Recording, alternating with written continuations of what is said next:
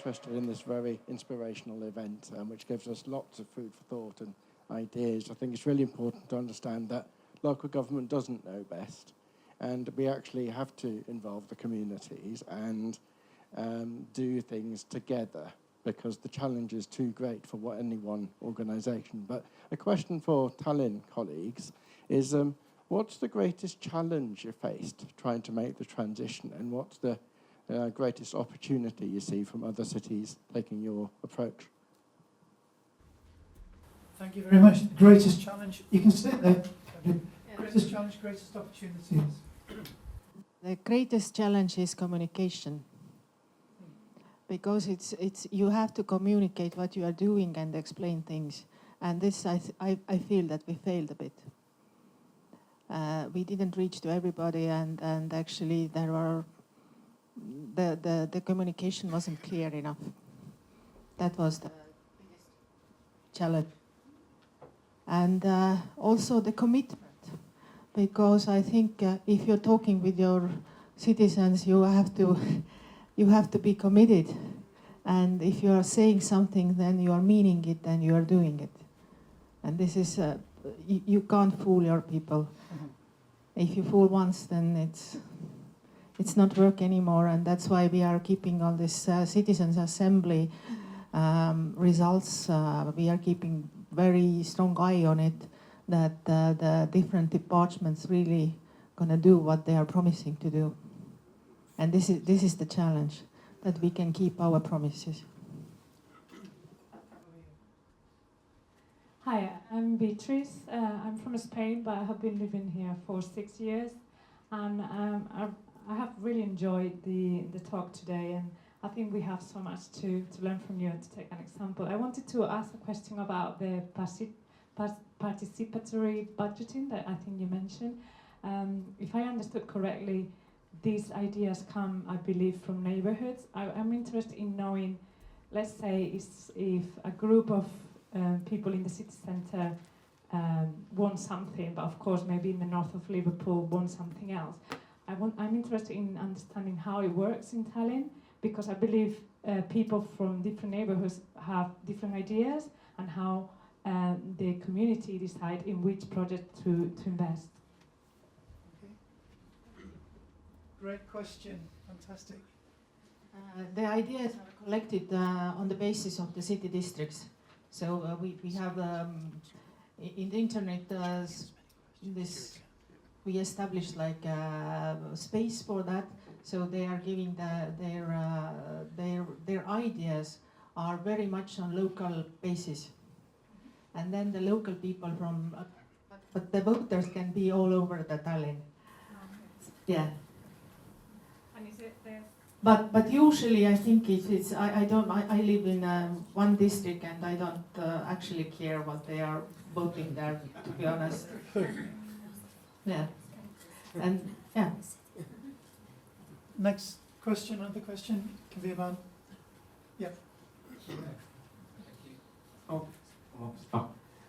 The question is, can we have a seed library? The reason is because with one seed you can collect hundreds of seeds, which can be spread around all the libraries of Liverpool as a democratic solution to create beauty in areas where there's an awful lot of deprivation and poverty. Because I think in working class communities, it's because they can't afford seeds. There's £4 for a packet of seeds. To have flowers is too much for a lot of people. The decisions they make are based on what they have. Now there's things like having a bicycle, even though it's the cheapest and most efficient form of transport. It's the biggest barrier is room and space for them to have that in for a large family, or for children going to schools. So I remember looking back now, and it was in a boulevard in Paris, and I used to just sit down on the park benches and just look at life around me. And it was families of all generations. They had a little game of bowls in one area between parents and their grandparents. They had a little sandpit for children. to play. And then they had like gardens there. And I just thought, because Liverpool's got so many wide boulevards, like Princess Boulevard, you've got Utting Avenue, which could potentially be a thoroughfare. And if you use those free seeds and put them into children's hands, and they plant those seeds and then they accumulate, you can actually sell the excess and teach people about horticulture at the same time and beautify those areas.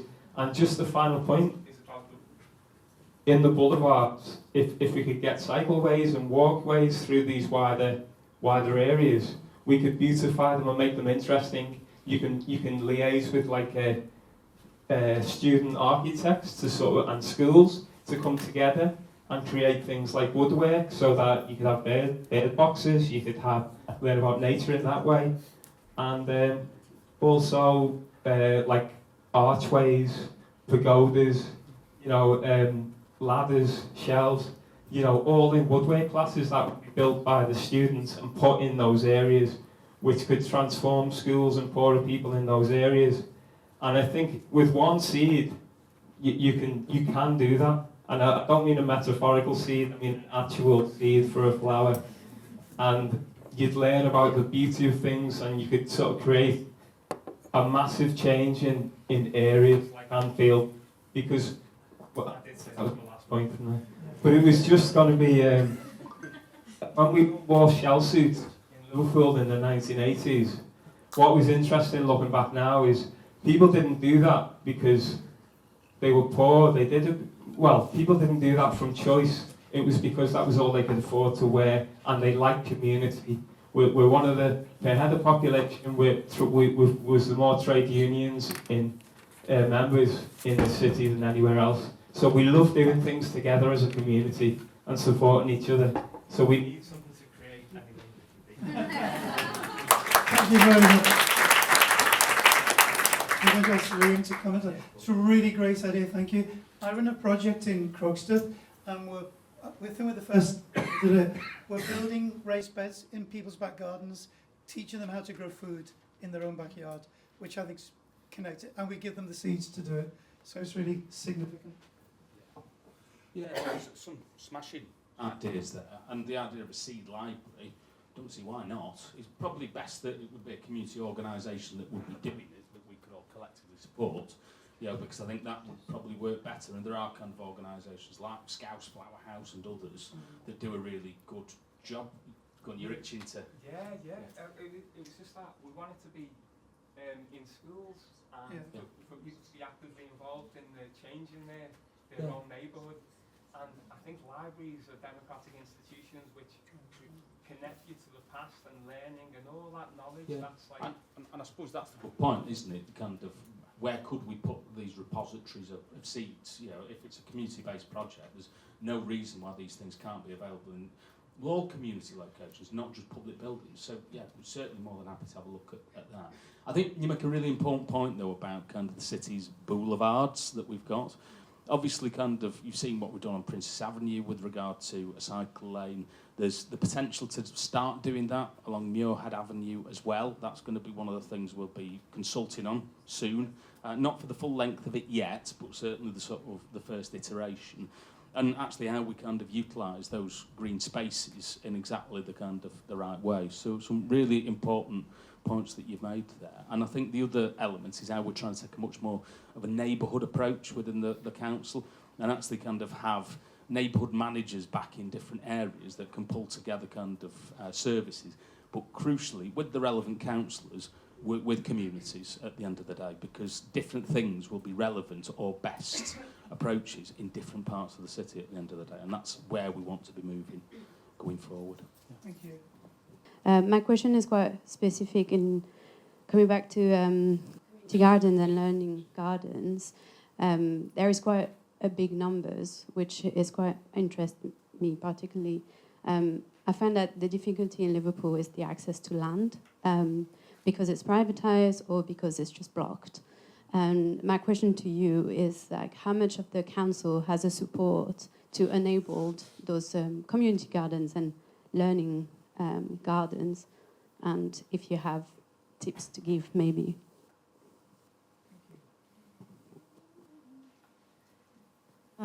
Most of those gardens are in the yards of the schools. So the schools are having quite a lot of land, usually. But recently we opened a allotment garden, and it's on the pollinator highway, because this is the area which is not used. And this is owned by the city, because in our case it's the same problem, that we don't own land enough. But we have some spot somewhere, and then we are giving to the local communities. Yes. Yeah, yes. And we are giving also I don't want to say teachers, but let's say the guidelines, and somebody who is helping them to establish it, and or even to do the boxes for the gardening. I guess my question is two sides. Is giving access to land, but it's also a community garden does not bring money. So are you helping to give them access for free? Yes, Yeah. yes.